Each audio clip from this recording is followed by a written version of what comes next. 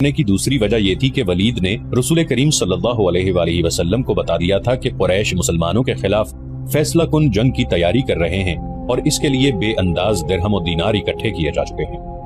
Khalid Medina की तरफ चला जा रहा था। उसे उफक से एक कोहान सी उभरती हुई नजर आने लगी। खालिद जानता था कि यह क्या है। ये उहद की पहाड़ी थी जो मदीना से 4 मील शिमाल में है। उस वक्त खालिद रेत की बड़ी लंबी और कुछ ऊंची टीकरी पर चला जा रहा था। ओहद ओहद।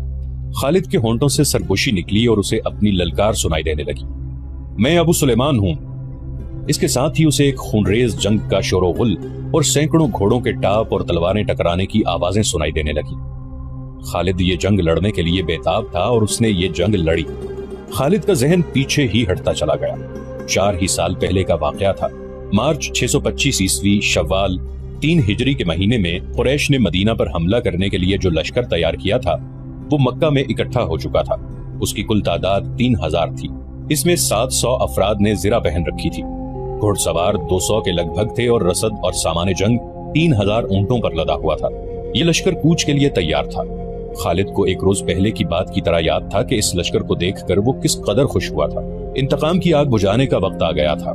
इस लश्कर का सालारे आला अबू सुफियान था और खालिद इस लश्कर के एक हिस्से का कमांडर था। उसकी बहन भी इस लश्कर के साथ जा रही थी।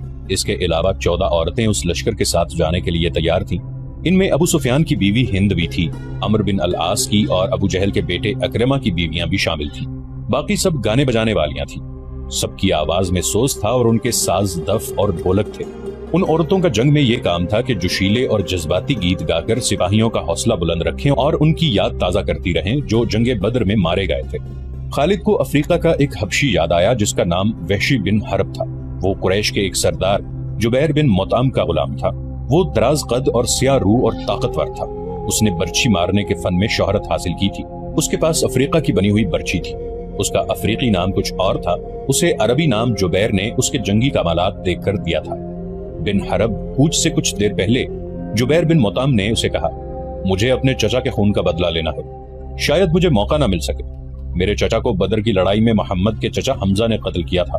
अगर तुम हमजा को कत्ल कर दो तो मैं तुम्हें आजाद कर दूंगा। हमजा मेरी बर्छी से कत्ल होगा या आका। वहशी बिन हरब ने कहा।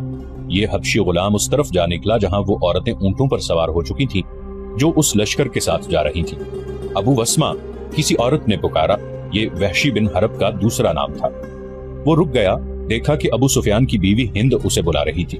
वो उसके करीब चला गया। अबू वस्मा, हिंद ने कहा, हैरान ना हो, तुझे मैंने बुलाया है। मेरा सीना इंतकाम की आग से जल रहा है। मेरा सीना ठंडा कर दे। हुक्म खातून। गुलाम ने कहा, अपने सालार की जौजा के हुक्म पर अपनी जान भी दे दूंगा।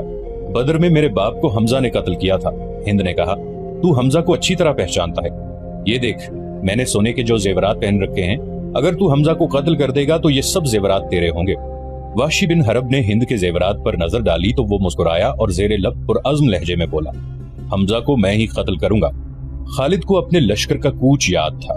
उसी रास्ते से लश्कर मदीने को गया था। उसने एक बुलंद जगह खड़े होकर लश्कर को देखा था।